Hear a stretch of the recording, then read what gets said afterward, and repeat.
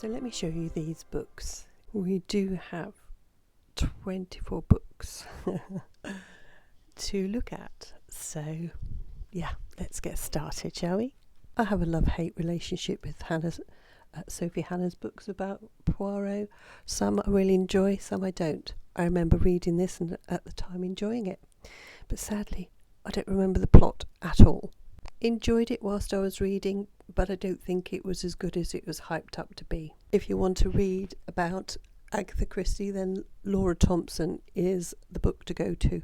If you want to learn everything about Poirot, then go to this Mark Aldridge book, because it's just jam-packed with everything Poirot. Gotta love a Lucy Worsley book. This Agatha Christie book on her is absolutely fantastic. Recently discussed this book in my Christie Fest group, and the general consensus was it was okay. David Suchet's book about him and Poirot says Poirot and Me. I have not actually read this, so I can't tell you about it. Beautiful looking book, but actually I really didn't like it. Next 4 books are in a series. This is by Andrew Wilson, Talent for Murder, where Agatha Christie is actually a main character. This particular one features her 10-day disappearance and what the author thinks happened, and it's actually really, really good. This is the second book where Agatha Christie goes to the Canary Islands and is asked to investigate something.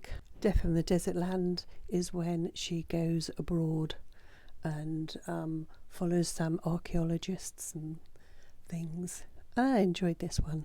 This one is the 4th and last book, and it was quite sad really that it was the last book, but I think it ended well. I enjoyed this book a lot, and yes, it was very, very good. It's not that big, which doesn't matter, but there's plenty packed in it. This is another book that I haven't read. It's by Jared Cade. It's Agatha Christie in the 11 Missing Days, revised and expanded. Not read it. Now this one is Agatha Christie's autobiography. This is the one she actually wrote. The best thing she ever written, says Woman's Own. Again, sadly, I have not read this. We have another Hercule Poirot. This one's by Anne Hart. Says The Life and the Times of Hercule Poirot. I flicked through this, but I haven't actually read it fully. Anne Hart has also done a Miss Marple one, but it's a lot thinner. This one I have read, and yeah, it's okay actually. This one I was unsure whether to include, but I decided to. But this is like a big open map, Agatha Christie's England, and it shows you where to go with regards to where Agatha has been or where she plotted her books. This next book, 8:55 to Baghdad, I've read, really, really enjoyed. Andrew Eames decided to follow the trail that Agatha Christie went on, so it was actually kind of a travel book. As you can see at the top, it says best travel book for 2004. Really enjoyed it. Not only does he talk about his own travels to the places she went, but also information on her and what she said about the places. We have another Sophie Hannah book, The Closed Casket. Actually, I can't remember if I read this or not, sadly. So I'll say, I think I have.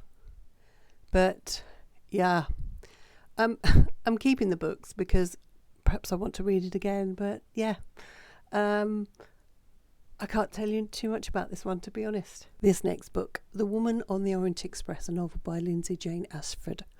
Absolutely 100% totally adored this book.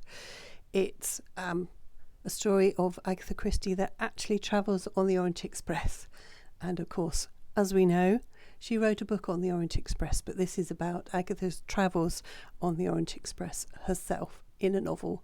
Loved it. Read it. I have to say the description of food as she travels in this book were very mouth-wateringly good. This next book, A is for Arsenic, by Catherine Harkup, The Poisons of Agatha Christie, I absolutely adored, with a capital A.